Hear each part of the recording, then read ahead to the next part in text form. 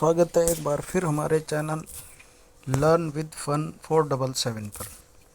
आज हमारा एक चैप्टर आगे बढ़ने वाला है क्लास 9th का, स्ट्रक्चर ऑफ द एटम।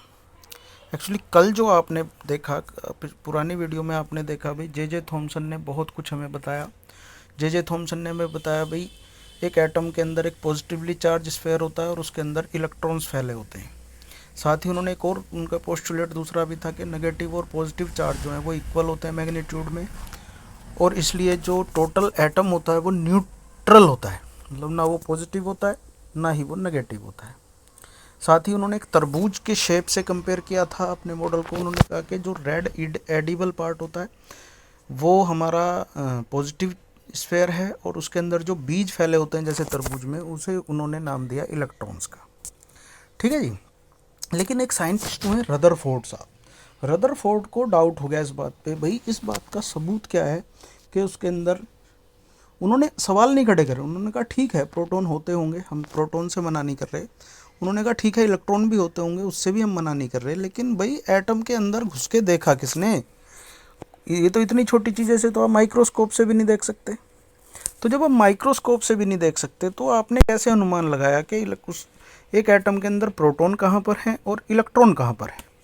मैं आपसे फिर कहना चाहता हूँ कि ये बहुत ही ज़रूरी टॉपिक है। जिन बच्चों ने ये मेरी वीडियो देख ली हमारी, वो बच्चे 9th क्लास में फेल नहीं होंगे केमिस्ट्री में, ये पक्की बात है। बहुत ही ध्यान से देखें, हम एग्ज़ाम में भी बात करेंगे, एग्ज़ाम स्टैंडर्ड की बात करेंगे, किस तरह के क्वेश्चन एग्ज़ाम में पूछे जाते हैं। तो उन्होंने एक एक्सपेरिमेंट करने की सोची। उन्होंने सोचा भाई एक्सपेरिमेंटली हम करके देखते हैं क्या जे थॉमसन ने जो कहा था वो सच कहा था या ऐसे ही तीर मारा था अंधेरे में। चलिए, तो रदरफोर्ड ने एक एक्सपेरिमेंट करा। ये एक्सपेरिमेंट बहुत ज़्यादा फेमस है। इसे अल्फा पार्टिकल का गोल्ड फॉयल एक्सपेरिमेंट भी कहा जाता है। Ernest Rutherford was interested in knowing how the electrons are arranged within an atom. वो ये जानना चाह रहे थे भाई एक एटम के अंदर इलेक्ट्रॉन्स कैसे अरेंज होते हैं। Rutherford design an experiment for this. इसके लिए रदरफोर्ड साहब ने एक एक्सपेरिमेंट डिज़ाइन करा। In this experiment fast moving alpha particle were made to fall on thin gold foil. इसके लिए उन्होंने गोल्ड फॉयल का इस्तेमाल करा और उन्होंने ये देखा, उसके ऊपर एक अल्फ़ा पार्टिकल रेज डालने की सोची। वो एक रेज डालते हैं और देखते हैं क्या एक्सपेरिमेंट, क्या रिजल्ट आता है। अब यहाँ कई सवाल एग्ज़ाम में बन जाते हैं। सबसे पहला तो यही सवाल बनता है, भाई उन्होंने गोल्ड फॉयल क्यों चुनी?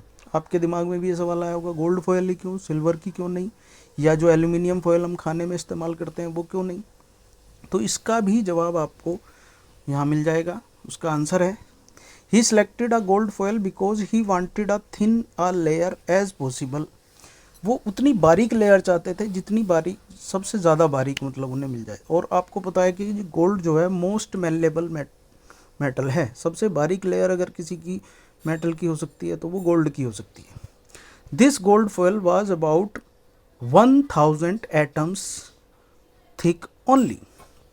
ये सिर्फ 1000 एटम मोटी होती है। मतलब जो सबसे बारीक लेयर जो गोल्ड की बन सकती है उसमें सिर्फ मोटाई में 1000 एटम्स आते हैं। इससे कम एटम्स किसी और उसमें फॉयल में नहीं आ सकते। तो सबसे बारीक उन्हें लेयर चाहिए थी, इसलिए उन्होंने गोल्ड फॉयल को चुना। अब अगला सवाल यहाँ पे पूछ लिया जाता है जी, अल्फा पार्टिकल क्या होते हैं? अल्फा पार्टिकल रेज क्या है? तो इसका भी आंसर यहाँ पे लिखा हुआ है। Alpha particles are doubly charged helium ions. Alpha particle जो हैं वो डबल चार्ज हीलियम आयंस होते हैं। Since they have a mass of 4u, इनका मास 4u होता है। The fast moving alpha particles have a considerable amount of energy. इनमें fast moving alpha particles में एक बहुत ही ज़्यादा अमाउंट में एनर्जी होती है। तो इसलिए उन्होंने अल्फ़ा पार्टिकल, आपको यहाँ बताया गया अल्फ़ा पार्टिकल क्या होते हैं और क्यों यूज़ करा। तीसरा इसी में एक सवाल बन जाता है जी, उन्होंने रदरफोर्ड साहब ने क्या एक्सपेक्ट करा था अपने रिजल्ट से? उनके दिमाग में क्यों रिजल्ट की ये बात उठी और क्या उन्होंने एक्सपेक्ट करा? तो इसका भी आंसर यहाँ पर दिया है। 3 नंबर के ये 3 क्वेश्चन हो गए बड़े बढ़िया। It was expected that alpha particles would be deflected by the sub atomic particles in the gold atoms. Gold atom से जो सब एटॉमिक पार्टिकल जो उसमें हैं उनसे ये उम्मीद थी कि जी अल्फ़ा पार्टिकल्स जो हैं वो डिफ्लेक्ट हो जाएंगे। मतलब अल्फ़ा पार्टिकल भी पॉजिटिवली चार्ज है, और एटम के अंदर जैसा कि जे थॉमसन साहब ने बताया कि भाई जो रेड एडिबल पार्ट होता है पूरा लाल वाला, मतलब ज़्यादातर हिस्सा पॉजिटिव है, और अल्फा पार्टिकल भी पॉजिटिव था, वो डिफ्लेक्ट हो जाएंगे, क्योंकि like charges repel each other and unlike charges attract each other. ये आपने सुना होगा।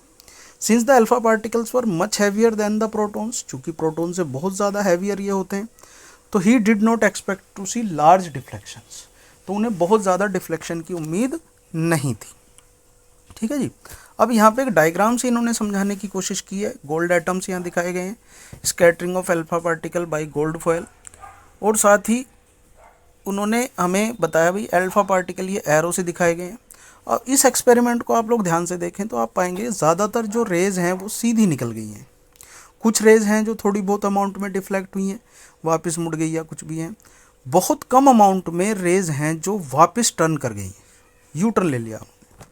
अब इस तरह का एक्सपेरिमेंट, इस तरह के जो रिज़ल्ट था उसकी उम्मीद बिल्कुल नहीं थी। उम्मीद तो ये नहीं थी कि जिस तरह से जे थॉमसन साहब ने बताया था भाई स्फेयर है और उसके अंदर लाल एडिबल पार्ट है बहुत सारा, मतलब ज़्यादातर उसमें पॉजिटिव स्फेयर है, तो एक भी रे सीधी नहीं जानी चाहिए, क्योंकि like charges repel each other, repel होनी चाहिए थी सारी। साथ ही एक दो भी रे का ऐसे वापस मुड़ना तो बिल्कुल लॉजिकल बात थी नहीं। अब इसने क्या चौंका दिया इसने एक्चुअली रदरफोर्ड साहब को। But the alpha particle scattering experiment gave totally unexpected result, इन्होंने टोटल अनएक्सपेक्टेड रिजल्ट दिए। The following observations were made, इस तरह के ऑब्जर्वेशंस हुए। सबसे पहले मैं आपको बता दूं इसमें उन्होंने क्या करा, जैसे कमरा लिया उन्होंने बिल्कुल क्लोज्ड, और उन्होंने कमरे की चारों दीवारों पर और साथ ही छत पर, फर्श पर, सब पे गोल्ड फॉयल चिपका ली, और एक गन ली जिससे वो अल्फा पार्टिकल रेज छोड़ रहे थे, और साथ ही उन्होंने चारों दीवारों पर अपने सेंसर्स लगा दिए कि कहाँ पर कौन सी रे रिफ्लेक्ट होके आ रही है। वो सेंसर उसे बताए कि जी यहाँ पर ये रे आई है। अब क्या ऑब्जर्वेशन उन्होंने देखा ये देखते हैं, ये सामने डायग्राम से समझाया गया। अब यहाँ ये समझाएंगे भाई किस तरह के ऑब्जर्वेशन आए। तो 3 मार्क्स में ये ऑब्जर्वेशन आ जाते हैं। ये तीनों पॉइंट्स आपको याद करने चाहिए। पहला, most of the fast moving alpha particle past straight through the gold foil, ज़्यादातर जो अल्फा पार्टिकल्स थे वो पास हो गए गोल्ड फॉयल से, मुड़े नहीं जरा से भी, बिल्कुल डिफ्लेक्ट नहीं हुआ अपने रास्ते से। Some of the alpha particles were deflected by the foil by small angles, और कुछ अल्फा पार्टिकल जो थे वो थोड़े से अमाउंट में डिफ्लेक्ट हुए। Surprisingly 1 out of every 12,000 particles appeared to be rebound, और 12,000 में से एक, जो कि बहुत ही सरप्राइजिंग रिजल्ट था, एक जो पार्टिकल था वो वापस मुड़ गया, यूटर्न ले लिया। In the word of Rutherford, Rutherford के शब्दों में अगर बात करें तो ये कुछ इस तरह सा था, this result was almost as incredible as if you fire a 15-inch shell at a piece of tissue paper and it come back and hits you. ये इस तरह का रिजल्ट ऑब्जर्वेशन था बिल्कुल, कि जी जैसे आप एक फायर करें गन से, 15-inch शेल की एक बुलेट लें और उसे एक टिश्यू पेपर पे फायर करें, तो आप क्या एक्सपेक्ट करेंगे जी, टिश्यू को फाड़ के जो है वो बुलेट बाहर निकल जाएगी। लेकिन वही बुलेट आपको 15-inch शेल की बुलेट आपके टिश्यू पेपर से टकरा के और एकदम वापस आके आपको हिट करे, तो कैसा, आप कितने सरप्राइज होंगे। ठीक उसी तरह से हमारे रदरफोर्ड साहब सरप्राइज हुए। अभी इस बारे में और बातें करेंगे, लेकिन पहले थोड़ा सा जान लेते हैं ई रदरफोर्ड के बारे में। ई रदरफोर्ड का जन्म हुआ 1871 में और ये डेथ कर गए 1937 में। इनका जन्म हुआ था स्प्रिंग ग्रूव 30 अगस्त 1871 में। ये फादर ऑफ न्यूक्लियर फिजिक्स भी कहे जाते हैं। कोई आपसे पूछे who was the father of nuclear physics, तो ई अर्नेस्ट रदरफोर्ड पूरा नाम है इनका। He is famous for his work on radio activity and the discovery of nucleus of an atom. इन्हें 2 क्रेडिट जाते हैं, एक तो इन्होंने रेडियो एक्टिविटी पे बहुत